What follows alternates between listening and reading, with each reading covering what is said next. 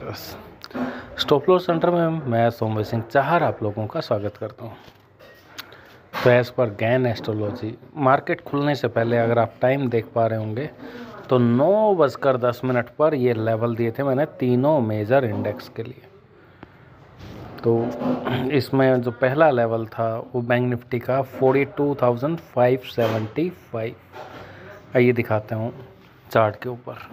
575 के ऊपर मैंने मार्क किया है। पहली 1 मिनट की कैंडल अगर आप देखेंगे तो उस लेवल को टच करती है, लेकिन क्लोजिंग उस लेवल के नीचे ही देती है। तो जिसका मतलब ये रहता है कि आप एक शॉर्ट साइड में एज पर एस्ट्रोलॉजी आपको एंट्री लेनी चाहिए और वहाँ से सीधा 100 पॉइंट बिना किसी रोक टोक के मिल जाते हैं।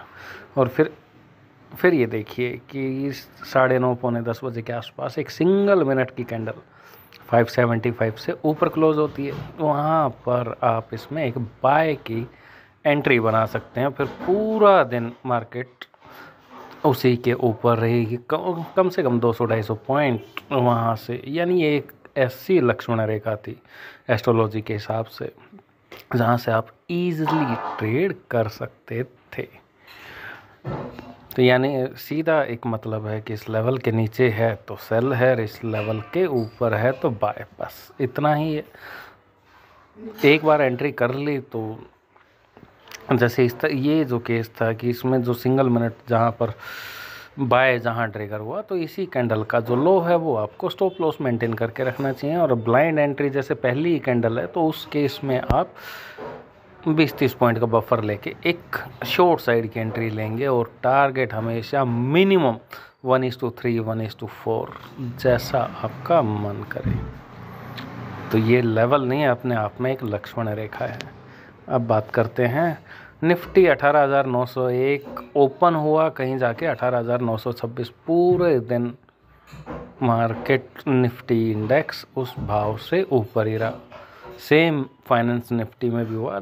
अगर उसके ऊपर है तो आप सीधा आपको समझ जाना चाहिए कि इस लेवल के पास आए तो आप एक बाय एंट्री ज़रूर यहाँ पर करें। तो जिन लोगों ने यहाँ निफ्टी और फाइनेंस निफ्टी की अगर दोनों इंडेक्स की बात करूं तो बहुत एक मार्जिनली डिफरेंस था। मैं दिखाता हूँ आपका निफ्टी और फाइनेंस निफ्टी दोनों का चार्ट। ये देखिए पहली 15 मिनट की कैंडल में ही जो लो फॉर्म हुआ था, वापस दोबारा उस लेवल पर निफ्टी आया ही नहीं पूरे दिन उस लेवल के ऊपर। और लेवल था कितने दूर, हार्डली जो लो बना था वहाँ से 15 से 20 पॉइंट नीचे। यानी अगर आपको रिस्क लेना है तो आज के दिन में इसका मतलब ये होता है कि बाय साइड का ही रिस्क लें।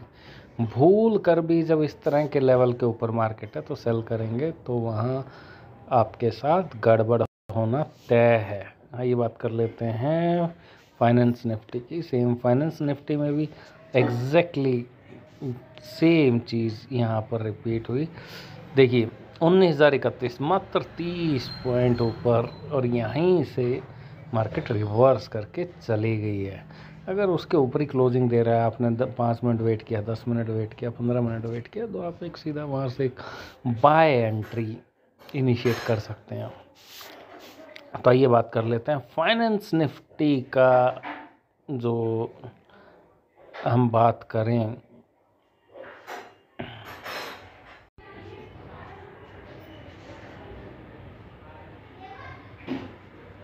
तो आपको 19,132 का ये ऐसा लेवल है, आपको इसके ऊपर ज़रूर नज़र रखनी चाहिए।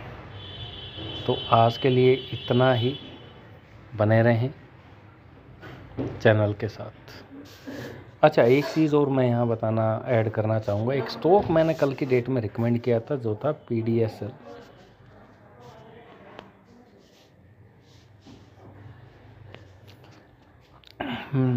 अगर आपको याद हो तो मेरी रिकमेंडेशन थी कि आप 620 रुपये से ऊपर इसको जैसे ही क्रॉस करे आप ख़रीद लेंगे।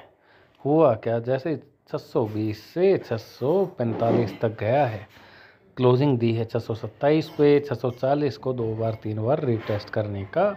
और तो परसेंटेज टर्म्स में देखेंगे तो यहाँ 620 से 45 तकरीबन 3.5-4% के आसपास बैठता है। तो 4% बैंक आपको पूरे 1 साल लगाता है आपके सेविंग अकाउंट में 4% देने के लिए। इस तरह की ट्रेड में आपको विदिन ए मिनट 10-15 मिनट के अंदर आपको वो 4% मिल जाते हैं। लेकिन 4% के लिए ये ट्रेड बताई ही नहीं गई थी। ये जो आइडिया है इसमें मिनिमम आपका जो टारगेट होना चाहिए 15 से 20% का टारगेट मिनिमम होना चाहिए।